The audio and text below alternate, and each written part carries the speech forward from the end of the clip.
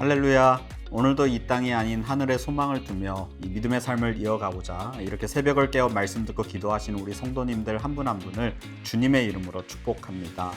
오늘 우리가 함께 나눌 하나님의 말씀은 신약성경 요한일서 2장 15절부터 17절까지의 말씀입니다. 제가 읽어보겠습니다. 이 세상이나 세상에 있는 것들을 사랑하지 말라. 누구든지 세상을 사랑하면 아버지의 사랑이 그 안에 있지 아니하니 이는 세상에 있는 모든 것이 육신의 정욕과 안목의 정욕과 이생의 자랑이니 다 아버지께로부터 온 것이 아니요 세상으로부터 온 것이라. 이 세상도 그 정욕도 지나가되 오직 하나님의 뜻을 행하는 자는 영원히 거하느니라.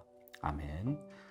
오늘 우리가 방금 읽은 본문 이 바로 앞, 다시 말하면 14절까지는 우리가 그리스도를 믿는 자녀로서 이 어떤 존재인지, 이 그러한 신분과 정체성을 가지게 된 이유들에 대해서 잘 설명이 되어 있습니다.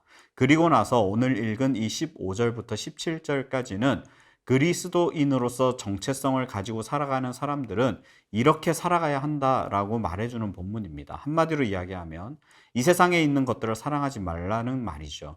근데 우리가 오해하지 말아야 할 것이 하나님께서 아름답게 당신의 지혜도로 창조하신 이 창조 세계를 사랑하지 말라, 이 말은 아닙니다. 하나님의 섭리대로 창조된 이 세상이 타락되었다라는 그 사실은 누구도 부정할 수 없죠.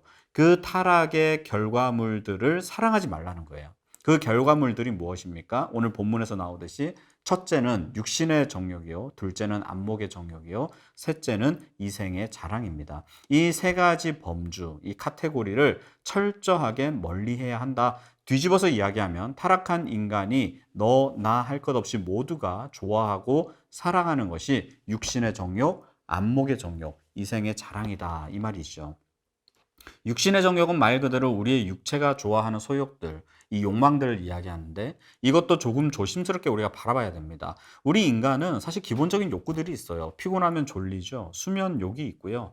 배고프면 먹고 싶습니다. 식욕이 있고요. 또 성적인 욕구도 있습니다. 성욕이 있을 것이고, 그리고 여러 가지 욕구들이 있어요. 그러면 이러한 수면욕, 식욕, 성욕 이런 것들을 죄악시해야 되냐? 아닙니다. 자연스러운 현상이에요. 우리가 얼마든지 누려야 할 부분들이라는 것입니다. 그렇기 때문에 우리 기독교는 금욕주의를 인정하지 않습니다. 식욕을 다스리고 성욕을 다스리고 수면욕을 다스려서 무언가 어떤 종교적 성취를 이루려고 하지 않습니다. 그러한 육신의 욕구들을 건강하게 우리는 인정합니다. 그렇다면 우리가 멀리해야 할 육신의 종욕은 뭡니까?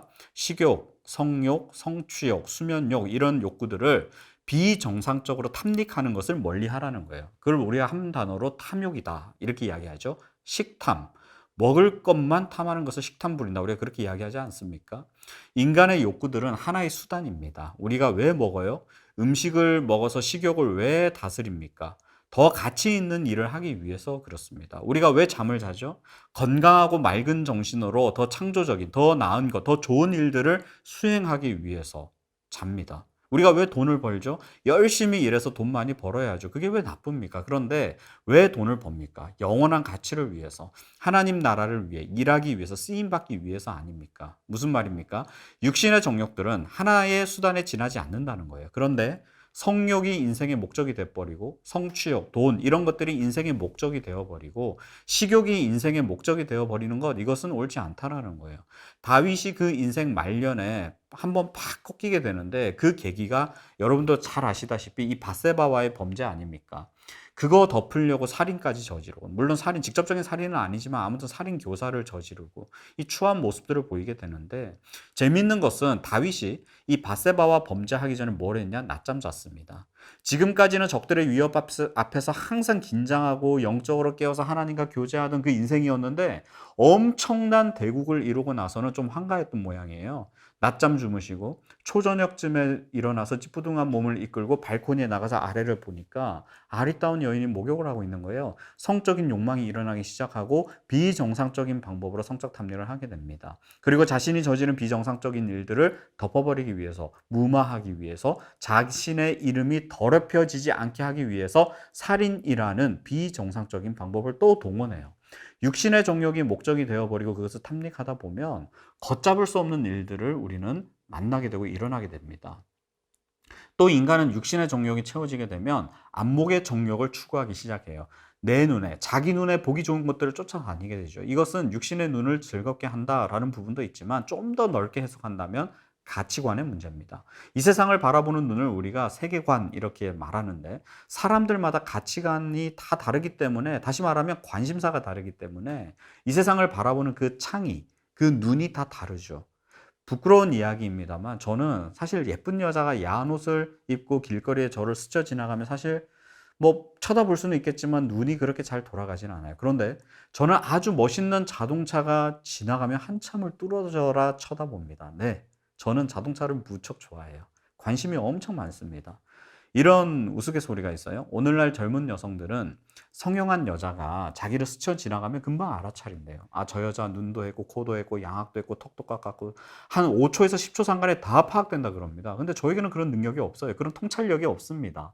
그러나 자동차도 튜닝이라 그래서 이런저런 모양으로 꾸미는 게 있는데 저는 얼핏 스쳐 지나가면 저 차는 이걸 바꿨고 저걸 바꿨고 엔진 소리를 들어보니 흡배기 튠도 좀 한 것 같고 서스는 몇 센치 정도 다운했고 휠 옵셋은 8Z38 정도로 조정이고 이게 스캔이 다 돼요. 무슨 이야기입니까? 저의 모든 관심사는 거기 가 있다라는 거예요. 그러니까 그것만 보이는 거죠. 그리고 그것만 쳐다봅니다. 왜요? 즐거우니까. 자동차를 좋아하는 것이 죄가 될 수는 없어요. 그러나 모든 신경과 관심이 거기에 쏠려 있다 그러면 죄죠. 이생의 자랑. 저는 이 이생의 자랑을 이렇게 번역하고 싶어요. 허세. 우리가 허세 부린다, 허세 부린다 그런 이야기 많이 하죠. 실속이 없이 겉으로만 드러나 보이는 기세를 우리는 허세라고 합니다. 이생의 자랑이 딱 이런 거예요. 나에게는 이만한 돈이 있어, 권력이 있어, 명예가 있어. 그것을 자랑하는 것, 이생의 자랑입니다. 하나님 보시기에 우리도 그럴 수 있다라는 거예요. 은근한 자랑들. 사람들에게는 우와라는 이 반응을 이끌어낼지 모르겠으나 하나님 보시기에는 조롱의 대상이 될 수 있지 않겠습니까?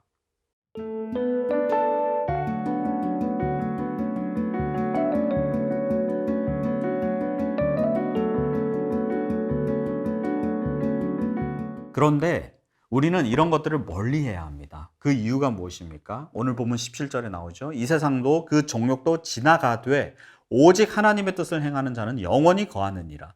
육신의 정욕, 안목의 정욕, 이생의 자랑 이것은 아버지로부터 온 것이 아니라 세상으로부터 온 것이기 때문에 우리가 이 세상을 살아가면서 어느 정도 필요한 영역이라 하더라도 이것들이 우리에게 궁극적인 영원한 생명, 영원한 행복을 보장해 주지는 않는다라는 거예요. 이것들 또한 그냥 그저 그렇게 다 지나갈 것들이다라는 것입니다. 그런데 예수님을 믿지 않는 자들은 당연히 인생의 목표가 좌표 설정이 세속적인 것들의 몰두가 될 수밖에 없어요. 근데 심지어 교회 내 성도들 또한 그런 자들이 너무 많다라는 것입니다. 그러나 초대교회 성도들, 믿음의 본질, 이 복음을 붙들고 살아가는 성도들을 한번 잘 생각해 보십시오. 그들은 인생의 목표를, 진정한 가치를 이 땅에 두지 않았습니다. 이 세상에서 치열한 싸움은 벌이며 살았어요. 그러나 그들의 시선은 항상 저 하늘을 향해 있었습니다. 그래서 어떤 핍박과 어려움이 있어도 좌절하지 않고 담대함으로, 그리고 기쁨과 감사로 인생의 걸음, 이 믿음의 걸음을, 순례의 여정을 걸어갔습니다. 이것이 그들의 고상함이었죠. 믿지 않는 자들이 그들의 순전한 믿음을 보고 감탄했던 거예요. 이것이 복음의 선한 영향력이 되어서 믿지 않는 자들을 감화시키고 그들 또한 그들에게 인생의 진정한 기쁨과 가치, 이 샬롬, 평안에 대해서 알려주고 복음으로 끌어들이는 그러한 강인한 흡인력이 되었던 것입니다. 이것이 복음의 영향력입니다. 사람들은 모두가 영적인 존재입니다. 잊지 마십시오. 예수님을 믿든 믿지 않든 모두가 영적인 존재예요. 그래서 금방 알아차립니다. 저 사람이 교회를 다니지만 무엇을 위해 살아가고 있고 무엇에 집중하는지 다 알고 있습니다. 우리의 행실, 언어, 섬김 이 모든 것들이 표지가 되어서 상대에게 접촉점이 되는 것이죠. 그런데 어떤 사람이 우리를 보면서 뭐야, 나랑 저 사람 별 다를 바 없네 이렇게 느낀다면 우리는 그들에게 복음을 전할 통로가 막힐 수밖에 없습니다. 사랑하는 성도 여러분, 예수만이 구원이요 생명의 길임을 믿으십니까? 나로 말미암지 않고는 아버지께로 올 자가 아무도 없다는 그 예수님의 말씀을 믿으십니까? 예수 그리스도가 하나님의 아들이심을 믿으십니까? 그러면 우리의 시선을 하늘로 옮겨서 이 영원한 것을 위해 섬기고 헌신하는 저와 여러분 되시기를 바랍니다. 그래서 복음의 강력한 영향력을 바라며 믿지 않는 자들이 주님께로 돌아오는 복음의 통로가 되시기를 주님의 이름으로 축원합니다. 이번 주는 행복 축제 마지막 미션으로서 초청 주간입니다. VIP에게 선물과 초청장을 전하시면서 그들을 행복 축제 현장으로 초청해 주시기 바라고요. 우리가 함께 이 시간 기도하기 원하는 기도 제목은 첫 번째, 나를 위해 죽으시고 부활하신 예수 그리스도를 바라보며 날마다 복음으로 갱신되게 하소서. 두 번째, 인생의 진정한 목표와 가치를 이 세상이 아닌 저 하늘에 두며 하늘 소망을 품은 자로 살아가게 하소서. 세 번째, 우리가 기도하며 품은 VIP들이 행복 축제 현장에 초청되어 말씀으로 변화받는 회심의 역사를 허락하여 주소서. 이 세 가지의 기도 제목을 가지고 우리 주님께 나아가도록 하겠습니다.